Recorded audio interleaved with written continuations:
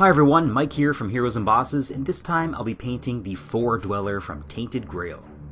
After scraping off the most obvious mold lines, I'm then filling in some of the gaps. These gaps are very narrow, so I'm going to take the easy route and just fill them in with a thick matte varnish. Liquitex matte varnish is really good for this.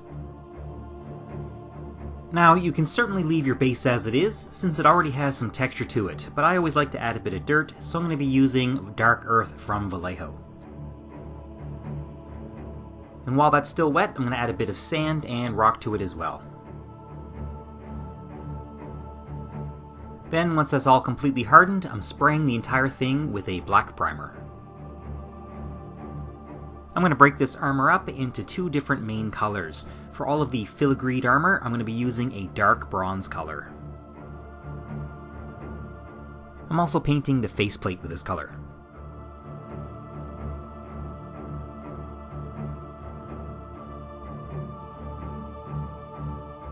For the ornamental belt, I'm going to be using Tainted Gold from Army Painter. If you don't have this color, you can just mix half and half gold and silver and you'll get something very similar.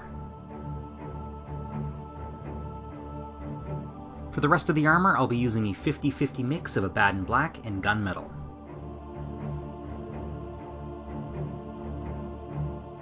I'm also going to be using this color on the blades of the weapons.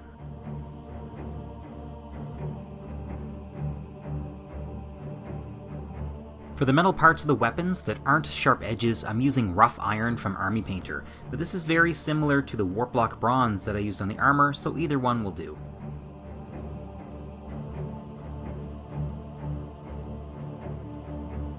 Next I'm putting a wash over the armor, and for this I'll be using a 50-50 mix of Nuln Oil and Agrax Earthshade.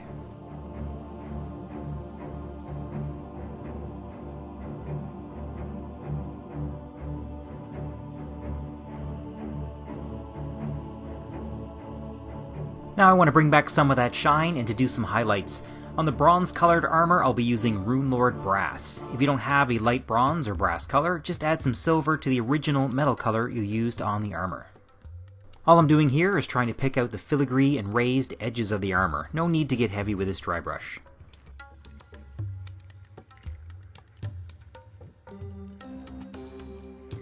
For all of the silver colored metal, as well as the ornaments and the weapons, I'll be using Shining Silver and doing the same thing, just a light dry brush over all of the edges.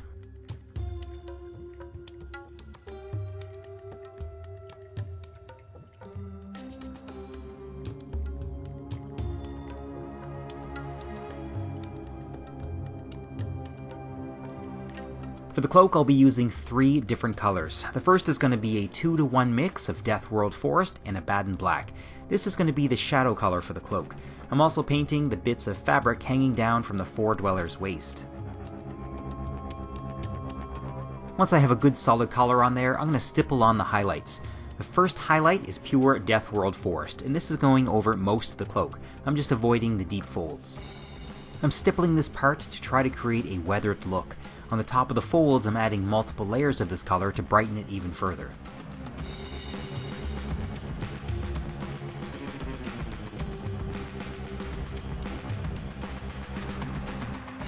Next I want to deepen the shadows, so I'm going back to the dark cloak color, adding a bit more black, and then dabbing this under the folds.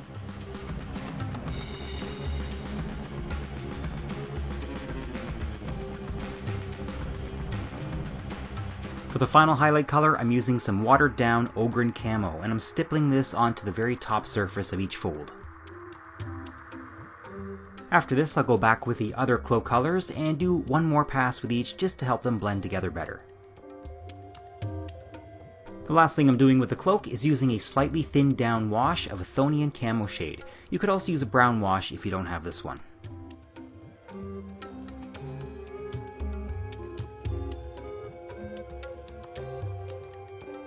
For all the remaining fabric and leather on the model, I'm using Steel Legion Drab.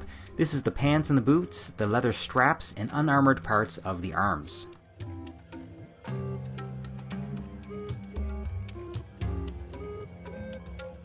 The legs also have ropes tied around different parts of them, so for the rope I'll be using Screaming Skull.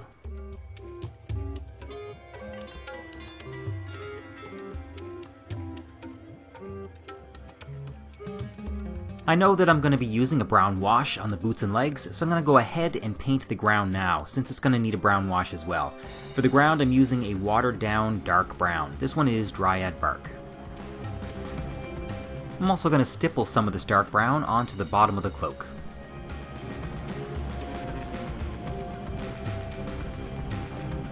Next, I'm going to use Agrax Earthshade over all of the areas of the model that were just painted brown or tan, including the dirt.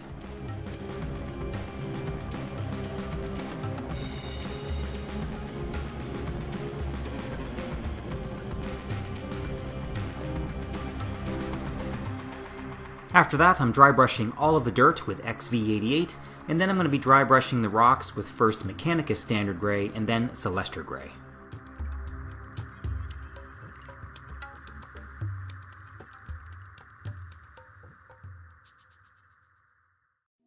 Next, I'm going to paint the lantern. If you want to save yourself some time, you can just leave the windows of the lantern completely black so it looks like it's not lit.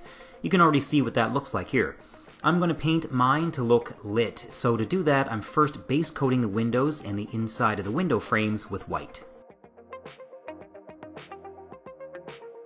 Now I'm going to mix up a bunch of different colors for the inside of the lantern. The first color is going to be white with a bit of bright yellow. The second is going to be a pure bright yellow, then yellow with orange, pure orange, and then orange with a bit of black.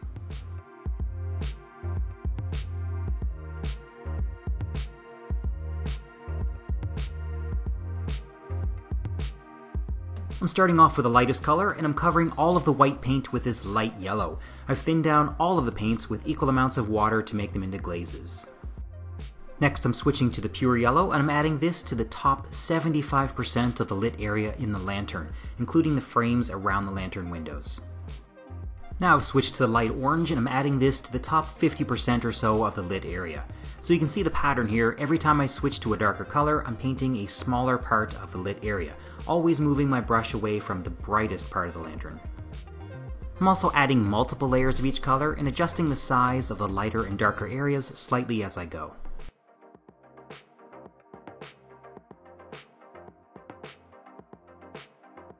Now moving on to the darkest orange for the top 25% or so, and then I'll use some of the orange-black mix for the very top of the lantern.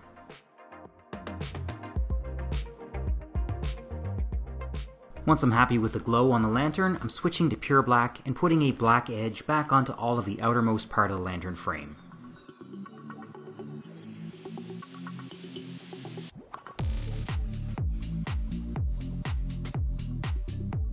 Next, I want to add a little bit of object source lighting to the leg and the weapon. I'm starting off by reapplying the Steel Legion Drab to the fabric nearest the lantern.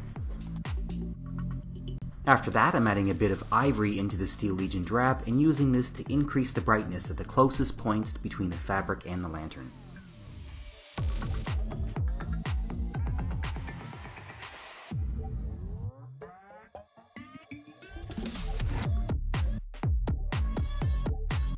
I'm also dabbing some pure ivory onto the ropes where they are closest to the lantern.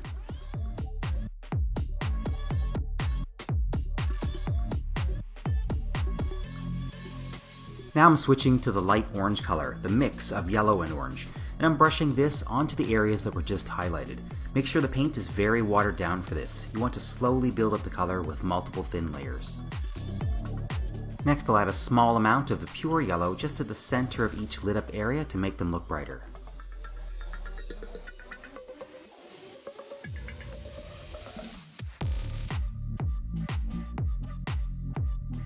Finally, I'm going in with a black wash and making sure the shadows directly opposite the light are good and dark. You can also do something similar on the sword. I'm using Shining Silver on the back third of the sharpened edge, Abaddon Black on the front third, and a 50-50 mix in the middle. Then I'm adding a few layers of the orange-yellow color to the blade and some of the raised filigree.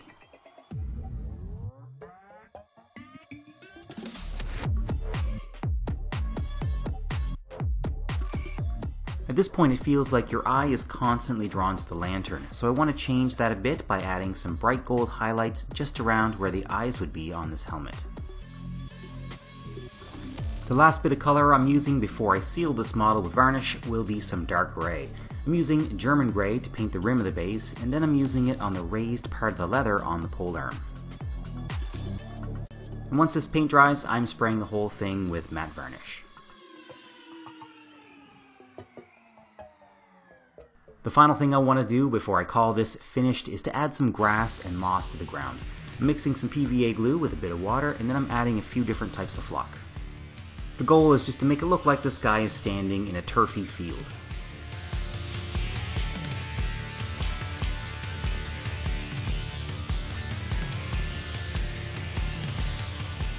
There you have it, the Fore-Dweller from Tainted Grail.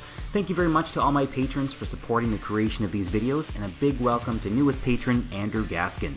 I haven't actually played this game yet, so if you have it, I'd love to know what you think of it in the comments. I hope you enjoyed this video, and thanks for watching.